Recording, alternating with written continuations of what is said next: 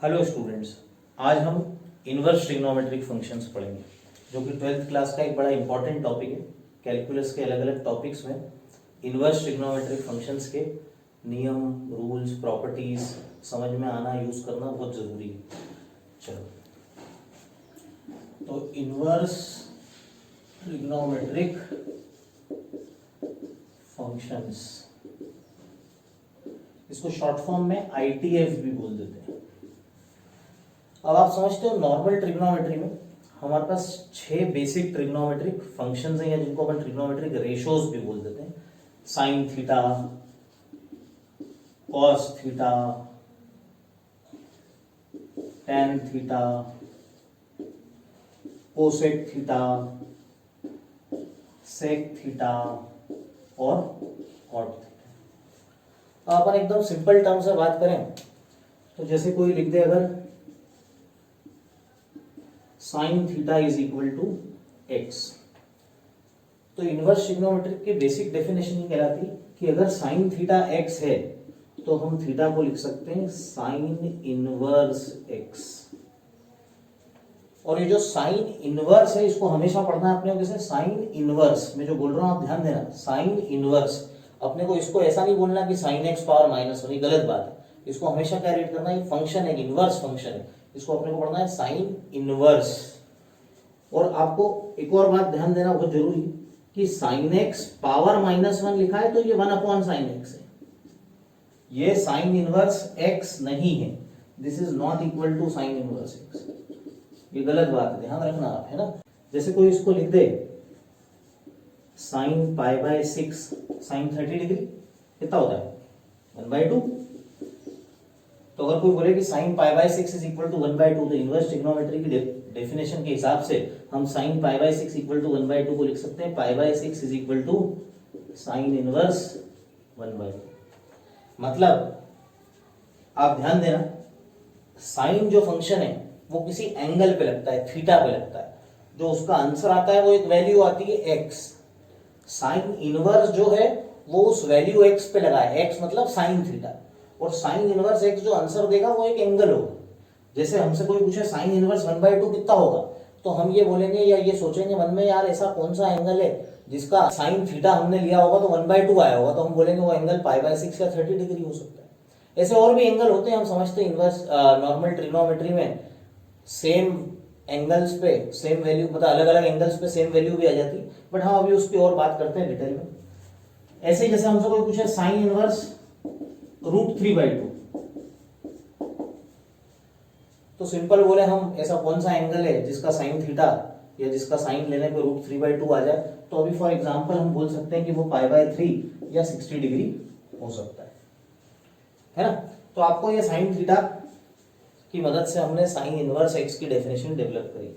ऐसे ही हम cos theta की मदद से, जैसे कोई बोले cos theta is equal to x, तो हम बोल सकते हैं थीटा हो जाएगा कॉस इनवर्स एक्स। ये आपको मैं बहुत बेसिक डेफिनेशंस बता रहा हूं।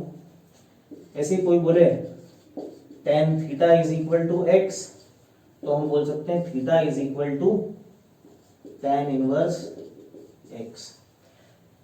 और हमारे पास 6 नॉर्मल ट्रिग्नोमेट्रिक फंक्शंस हैं हमारे, तो हम ऐसे ही 6 टोटल इनवर्स ट्रिग्नोमेट्रिक फंक्शंस हमारे बनते हैं। साइन इनवर्स एक्स हो गया, कॉस इनवर्स एक्स हो गया, टेन इनवर्स एक्स हो गया।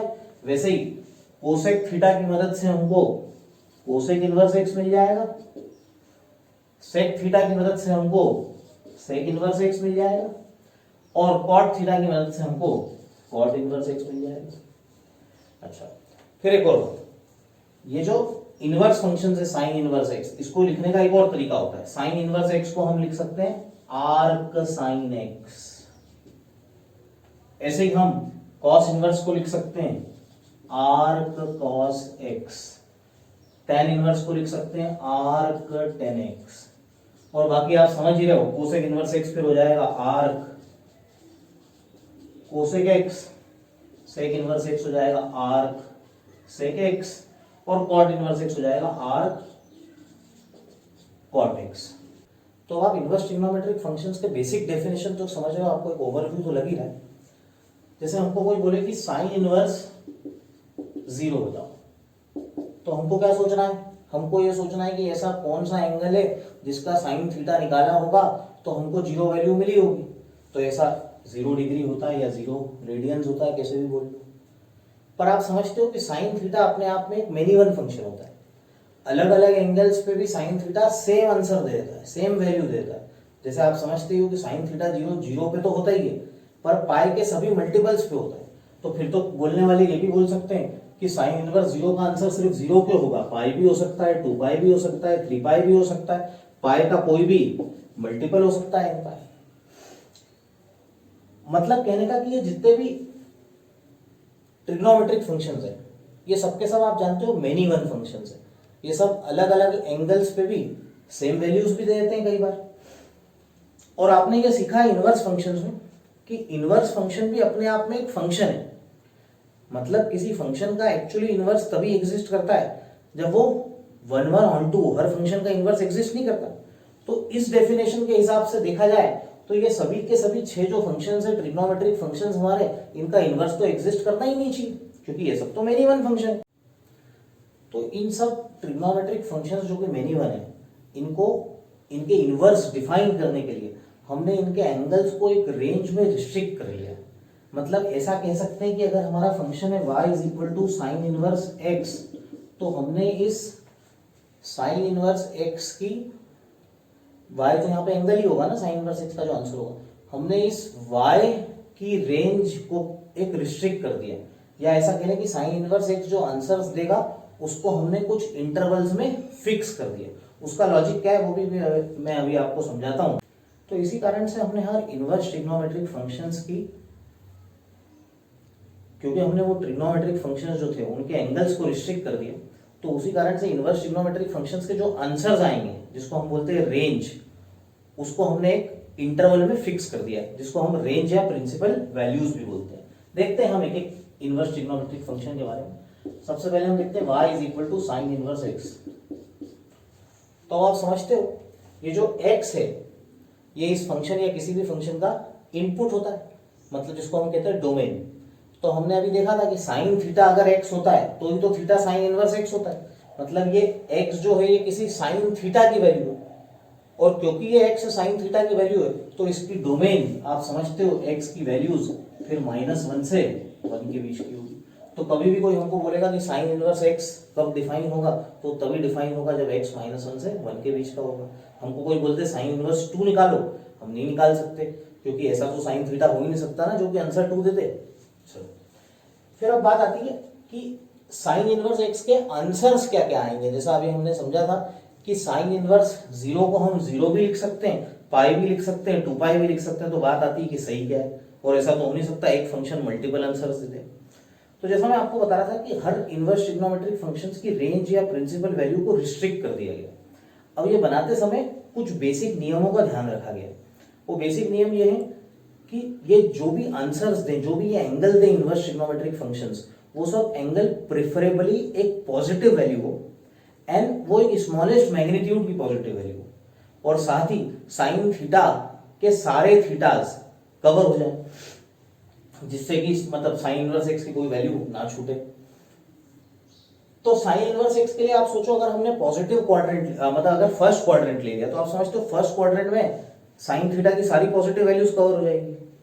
और अगर हमने उसका फोर्थ क्वाड्रेंट ले लिया तो फोर्थ क्वाड्रेंट में आप समझते हो कि उसकी सारी साइन थीटा की सारी नेगेटिव वैल्यूज कवर हो जाएगी। इसलिए साइन इनवर्स x की रेंज या प्रिंसिपल वैल्यू बनाने वालों ने, मतलब y की वैल्यूज बनाने वालों ने -π/2 से π/2 ली।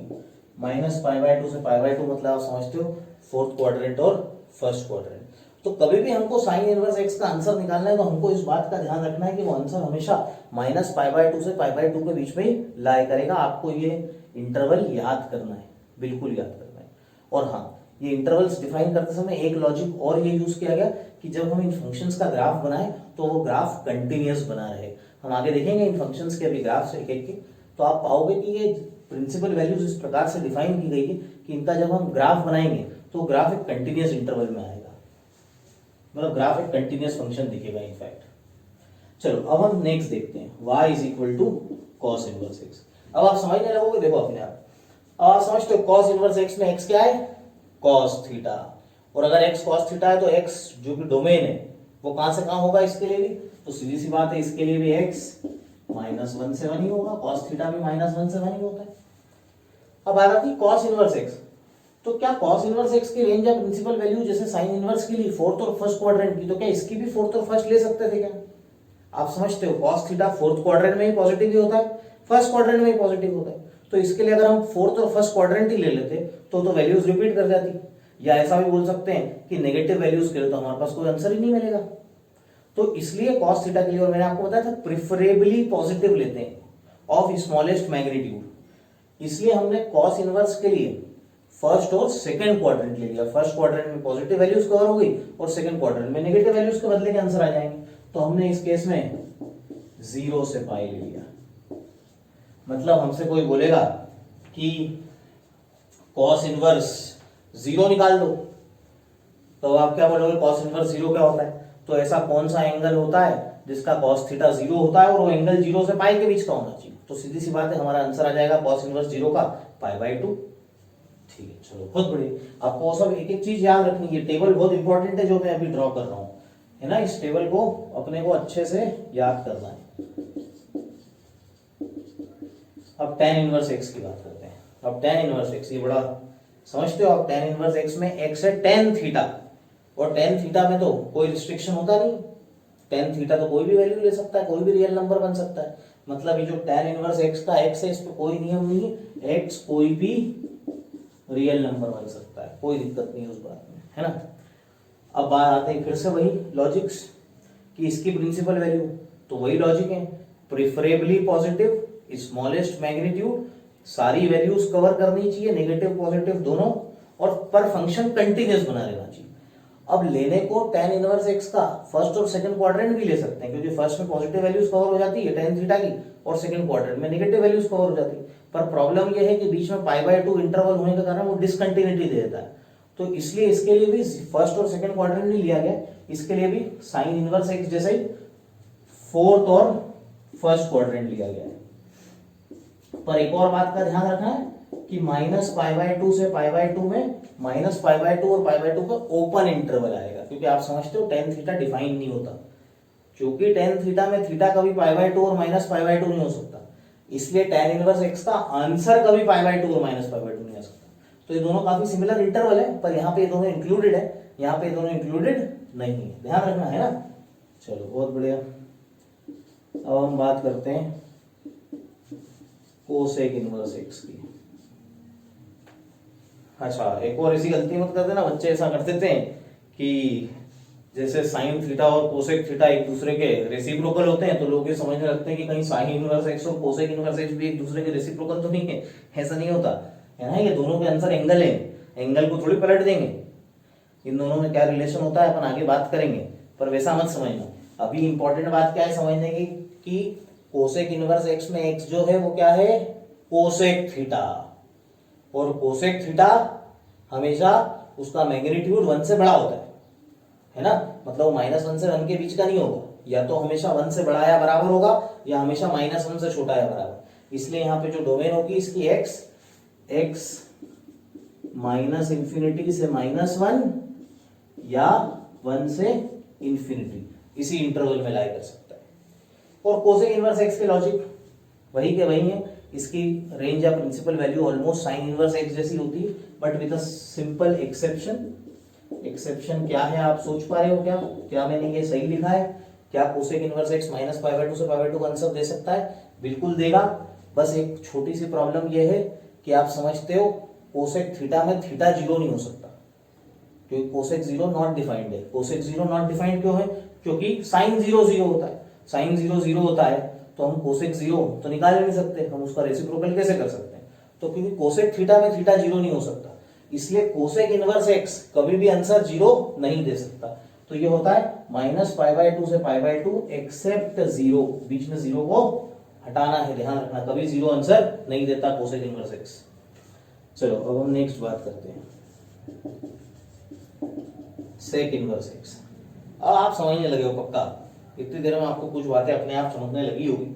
सेक इनवर्स x में x क्या है? सेक थीटा, और सेक थीटा की भी वही कहानी है जो कोसेक थीटा की थी कि x जो है वो हमेशा -1 से छोटा या 1 से बड़ा, तो इसकी डोमेन वही की वही है, -∞ से -1 या यूनियन 1 से इंफिनिटी। अच्छा, और फिर वही बात है कि इसकी डोमेन मतलब इसकी रेंज या प्रिंसिपल वैल्यू भी एकदम cos इनवर्स x जैसी हो जाती है, बट क्या एक्सेप्शन लेना होगा? अच्छा, आप खुद ही सोच लो। 0 से पाई पूरा ले लेंगे, पर बीच में π/2 हटाना पड़ेगा फॉर सिमिलर रीजंस, क्योंकि cos π/2 0 होता है, sec π/2 नॉट डिफाइंड होता है, sec π/2 नॉट डिफाइंड होता है, तो sec इनवर्स x कभी भी आंसर π/2 नहीं दे सकता, इसलिए इसकी एक रेंज या प्रिंसिपल वैल्यू में से हमको π/2 हटाना पड़ेगा। चलो अब लास्ट हम बात करते हैं cot इनवर्स x की।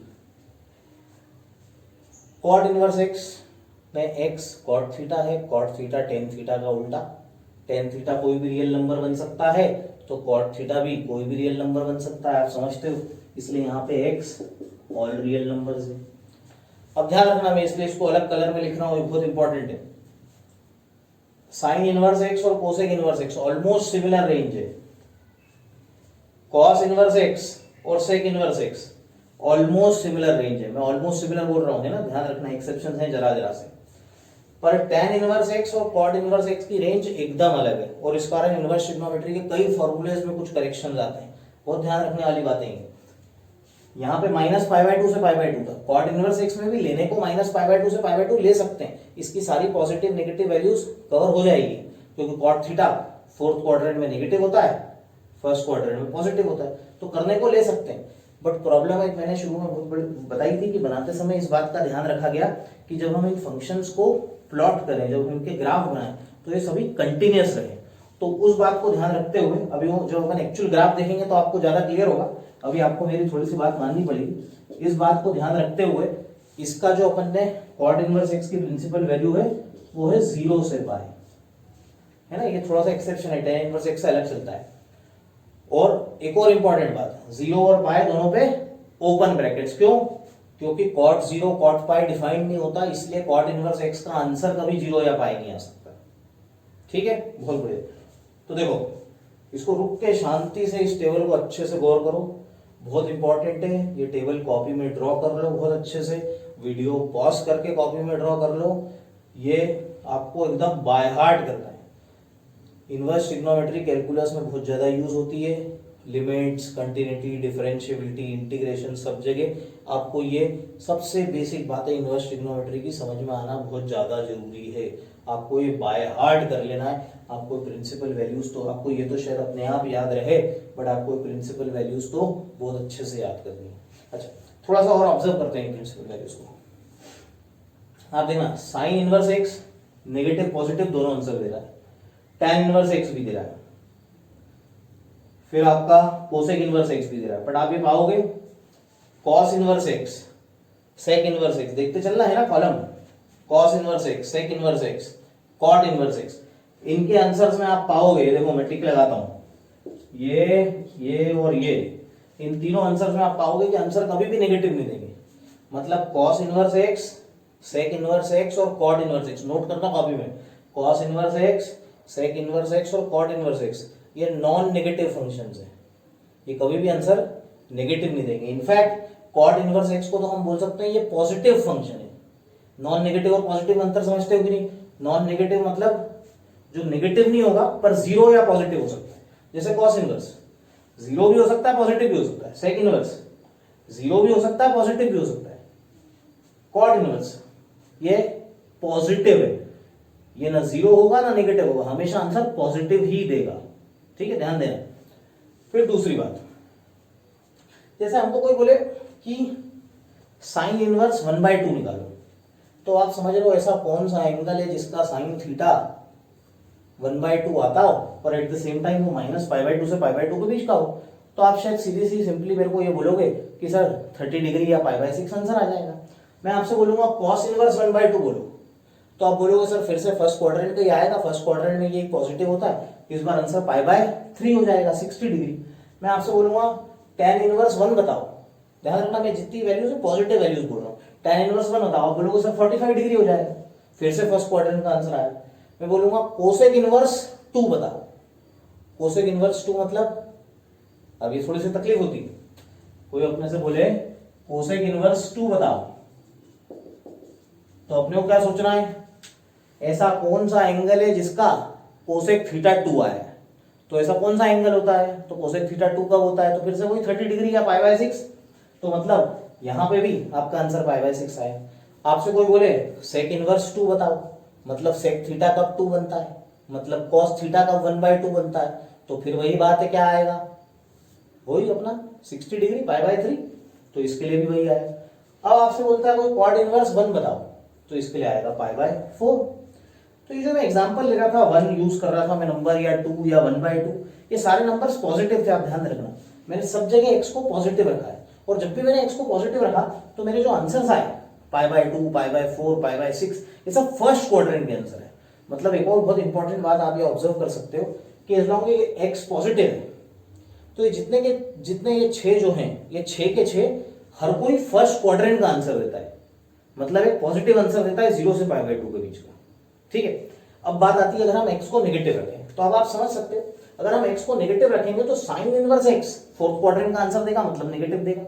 tan इनवर्स x भी फोर्थ क्वाड्रेंट का आंसर देगा, मतलब नेगेटिव देगा। कोसेक इनवर्स x को भी फोर्थ क्वाड्रेंट का देना पड़ेगा, नेगेटिव देना पड़ेगा। पर जैसा मैंने बताया cos inverse, sec inverse, cot inverse अभी भी आपको पॉजिटिव ही आंसर देंगे सेकंड क्वाड्रेंट का, क्योंकि अब ये π/2 से पाई का आंसर देगा, ये भी π/2 से पाई का आंसर देगा, ये भी π/2 से पाई का आंसर देगा, तो ये देंगे सेकंड क्वाड्रेंट का, पर आंसर देंगे पॉजिटिव। अच्छा चलो, बहुत बढ़िया, आपको समझ में आया होगा। अब आप एक बहुत इंपॉर्टेंट बात और देखो, अभी तक इस पूरे टेबल को गौर से देखो, मैं जानता हूं कुछ बच्चे तो समझ गए होंगे, फोर्थ और फर्स्ट क्वाड्रेंट, फर्स्ट और सेकंड क्वाड्रेंट, फोर्थ और फर्स्ट क्वाड्रेंट, फोर्थ और फर्स्ट क्वाड्रेंट, फर्स्ट और सेकंड, फर्स्ट और सेकंड। मैंने एक क्वाड्रेंट का नाम नहीं लिया, 4 क्वाड्रेंट होते हैं, 1 2 3 4, कौन सा छूट गया, थर्ड क्वाड्रेंट। तो आप ये पाओगे कि इनवर्स ट्रिग्नोमेट्रिक फंक्शन में third quadrant as such, third quadrant inverse trigonometric functions के आंसर्स में कभी भी नहीं आता। ठीक है, उनका डायरेक्ट आंसर कभी भी थर्ड क्वाड्रेंट का नहीं आता। तो आप प्लीज इन सब बातों का ध्यान रखें। ये एक इनवर्स ट्रिग्नोमेट्रिक फंक्शंस का ओवरव्यू था, आपको कैसे इनवर्स ट्रिग्नोमेट्रिक फंक्शंस का डेफिनेशन क्या होती है, उनका मतलब क्या होता है, और हमको जब उनके आंसर्स निकालें तो हमेशा उनकी डोमेन और रेंज का ध्यान रखना है। तो हम कुछ एग्जांपल्स देखते हैं। जैसे मान लो हमको कोई बोले फाइंड कॉस इनवर्स -1/√2। करो, ट्राई करो, वीडियो पॉज करके ट्राई करो, प्लीज आराम से, टेक योर टाइम। चलो, तो कॉस इनवर्स -1/√2 हमको निकालना है। तो हमको ये सोचना है कि ऐसा कौन सा एंगल है जिसका कॉस थीटा लेने पे -1/√2 आया होगा। बट हमको एक बात का ध्यान रखना है कि कॉस इनवर्स x के जो आंसर्स आते हैं वो हमेशा 0 से पाई के बीच के आने चाहिए। अब सीधी सी बात है, फर्स्ट क्वाड्रेंट में तो होता नहीं, फर्स्ट क्वाड्रेंट में तो कॉस थीटा हमको नेगेटिव आंसर देगा नहीं, तो ये आंसर तो सेकंड क्वाड्रेंट में ही। अब हम कई बार थोड़ी सी सीधी ट्रिग्नोमेट्री यूज कर लें तो भी हमको बड़ा फायदा मिल जाता है। देखो मैं कैसे करके दिखाता हूँ। हम थोड़ी देर के लिए माइनस भूल जाओ, देखा ही नहीं आपने माइनस। आप तो सोचो आपको कॉस इनवर्स 1/√2 निकालना है, आपको तो कॉस इनवर्स 1/√2 निकालना है। कॉस इनवर्स 1/√2 तो बता दो, फर्स्ट क्वाड्रेंट में कॉस थीटा 1/√2 कब बनता है, π/4, 45 डिग्री। चलो, बहुत बढ़िया। और आपको एक प्रॉपर्टी बहुत अच्छे से ध्यान हो कि cos of 180 minus theta minus cos theta होता है, cos of 180 minus theta minus cos theta होता है। तो अब जब कॉस π/4 1/√2 होता है तो ऐसा कौन सा एंगल होगा जो कि हमको -1/√2 दे। तो हम क्या करें, यहाँ पे थीटा की जगह एक काम करते हैं, π/4 ही रख देते हैं। तो ये बन जाएगा cos of pi minus π/4 is equal to minus cos π/4। या हम ऐसा बोल सकते हैं कॉस ऑफ पाई माइनस π/4 मतलब कॉस 3π/4, और कॉस π/4 की जगह 1/√2 रख दें तो ये बन जाएगा -1/√2। मतलब सीधी सी बात है, cos 3π/4 -1/√2 होता है। तो बिल्कुल अब तो सब समझ ही गए कि cos 3π/4 अगर -1/√2 है और 3π/4 सेकेंड क्वाड्रेंट का एंगल है तो इसका आंसर क्या आएगा, फिर इसका आंसर आएगा cos inverse -1/√2 is equal to pi minus π/4 जो कि एक्चुअली 3π/4। है बेहतरीन काम। चलो ऐसा देखो, मैं समझ रहा हूँ, मैं तुम्हारी जिज्ञासा है समझता हूँ बहुत अच्छे से। अगर कोई तुमसे पूछता कि cos इनवर्स √3/2 बताओ, तो मैं मानता हूं कि जिनको भी ट्रिग्नोमेट्री थोड़ी बहुत भी समझ में आती होगी, उसमें से कम 90% बच्चा ये बता देगा कि cos इनवर्स √3/2 का वैल्यू क्या होगी। क्योंकि वो बोलेगा सर cos थीटा √3/2 को बनता है। दिमाग में एक ही सवाल चलाना है। वैभव सर ने बताया कि जब भी cos इनवर्स निकालना है ये तो ये सोचना है कि ऐसा कौन सा एंगल है जिसका cos थीटा लेने पे ये √3/2 आया होगा। तो फर्स्ट क्वाड्रेंट का एंगल है बड़ा सिंपल, π/6 या 30 डिग्री कह लूं, है ना। पर अब बात आती है कि नेगेटिव में तकलीफ होती है क्या, बार बार इतना प्रोसेस करेंगे क्या, है ना। तो इसके लिए चिंता मत करो, बढ़िया प्रॉपर्टीज बनाई गई है, ध्यान रखना। कभी भी cos इनवर्स -x निकालना हो तो तुम तो cos इनवर्स x ही निकालो, माइनस भूल जाओ, और cos इनवर्स x जो आंसर देना उसको पाए में से माइनस कर दो। मतलब हम कह सकते हैं cos इनवर्स -x क्या होगा, pi minus cos inverse x।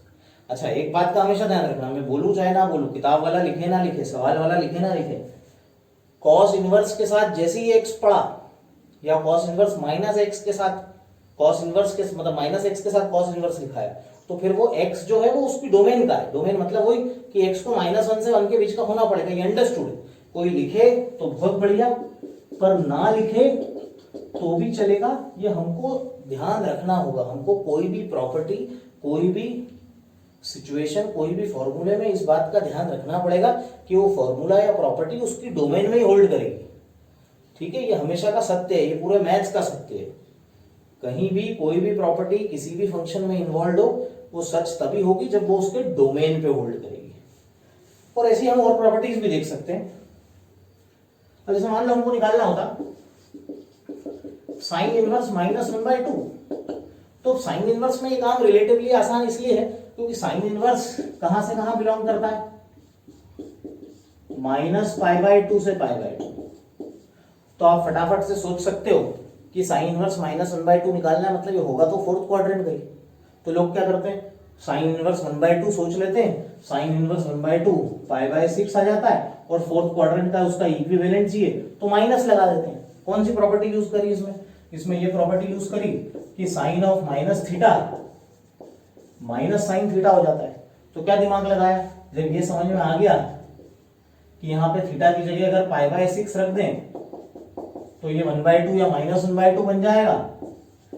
तो यहाँ पे थीटा की जगह जब इधर रखा तो इधर भी रख देंगे, तो तुम देख सकते हो ये बन जाएगा sine of -π/6 is equal to -1/2। और डेफिनेशन यही तो बोलती है इनवर्स ट्रिग्नोमेट्री की कि अगर साइन ऑफ -π/6 -1/2 है और -π/6 इसकी प्रिंसिपल वैल्यू या रेंज में है तो आंसर फिर -π/6 आ जाएगा। देखो कितना आसानी से आ गया। पर फिर बात वही है कि क्या ये काम करेंगे, नहीं वैभव है ना। तो हम एक काम और कर सकते हैं कि साइन इनवर्स -x, तो वही खेल करते हैं कि साइन इनवर्स -x निकालना है तो पहले साइन इनवर्स x निकाल लो, और क्योंकि इसको फोर्थ क्वाड्रेंट चलता है तो एक आगे माइनस बाहर लगा दो बाद में। अच्छा अब तुम समझ गए, मेरे को पता है ये x कहां से कहां का होगा। हाँ बहुत बढ़िया, ये x को -1 से 1 के बीच का होना जरूरी है। तो ऐसे ही -x को लेके सबकी प्रॉपर्टीज होती है। cos इनवर्स -x हो जाता है pi minus cos inverse x, sign inverse -x हो जाता है माइनस साइन इनवर्स x।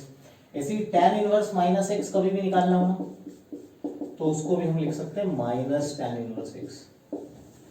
हाँ, और क्योंकि ये x tan इनवर्स का है तो यहाँ पे x कोई भी रियल नंबर हो सकता है, आप समझते हो। फिर ऐसे ही कोसेक इनवर्स -x निकालना है तो वो भी हो जाता है माइनस कोसेक इनवर्स x।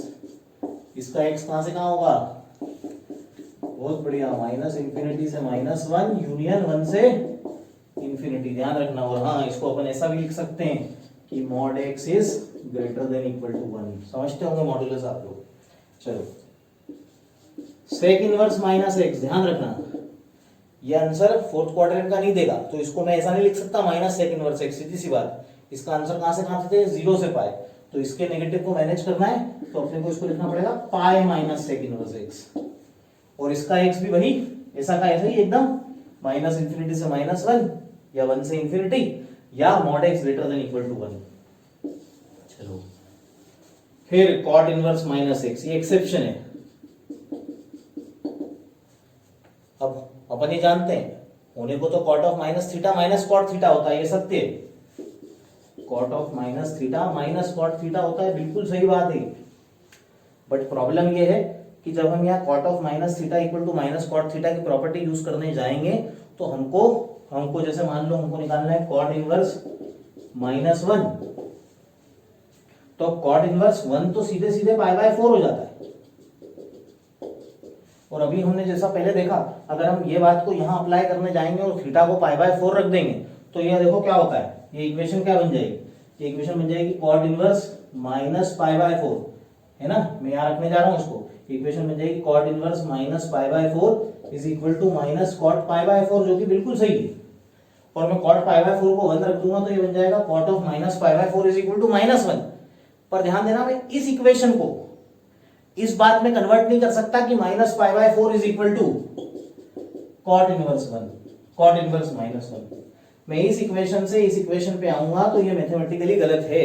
क्यों गलत है?